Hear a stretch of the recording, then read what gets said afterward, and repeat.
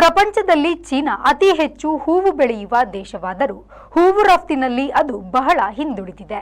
Netherlands ಮುಂದಿದೆ. ಇಂದಿಗೂ ತುಳುವರ ದೀಪೋಲಿಗೆ ಕಾಡು ಹೂವು ಬೇಕು. ಒಂದು ಕಾಲದಲ್ಲಿ ಎಲ್ಲದಕ್ಕೂ ಕಾಡು ಹೂವು ಬಳಸುತ್ತಿದ್ದರು. ಬ್ಯಾಬಿಲೋನ್, ಈಜಿಪ್ಟ್, ಚೀನಾಗಳಲ್ಲಿ ರಾಜರ ಹೂವಿನ ಉದ್ಯಮಗಳು ಆರಂಭವಾದವು. 1000 ವರ್ಷಗಳ ಹಿಂದೆ ಒಟೋಮನ್ ಟರ್ಕಿ ಸಾಮ್ರಾಜ್ಯದಲ್ಲಿ ಕಾಡು ತುಲಿಪ್ ನಾಡಲ್ಲಿ ಬೆಳೆದು ಅಧಿಕೃತ ಮಾರಾಟ ಆರಂಭವಾಯಿತು.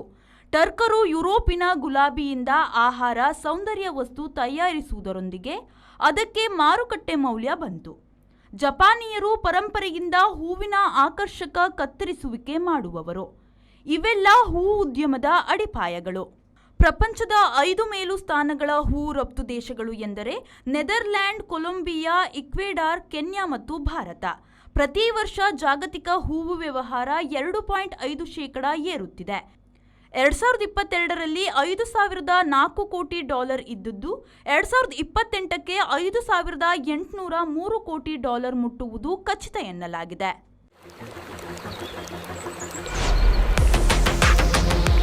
ಖುಷಿಯ ನಡುವೆ ಈ ಒತ್ತಡದ ಜೀವನ ದಣಿವು, ಆಯಾಸದಿಂದ ಬಳಲುವಂತೆ ಮಾಡುತ್ತೆ. ಆಯಾಸ ಆಗ್ತಾ ಇದೆಯಾ, ಬಾಯಾರಿಕೆ ಆಗ್ತಾ ಇದೆಯಾ? ಈ ಎಲ್ಲದಕ್ಕೂ ಹೇಳಿ ಗುಡ್ ಬೈ. ಯಾಕಂದ್ರೆ ಇದೀಗ ಇಡೀ ದಿನ ಬಾಯಾರಿಕೆಯಿಂದ ರಿಫ್ರೆಶ್ ಆಗಲು ಬಬಲ್ಸ್ ಕುಡೀರಿ. ಬಬಲ್ಸ್ ಕುಡೀರಿ, ಫ್ರೆಶ್ ಆಗಿರಿ. Bubbles, a splash of happiness.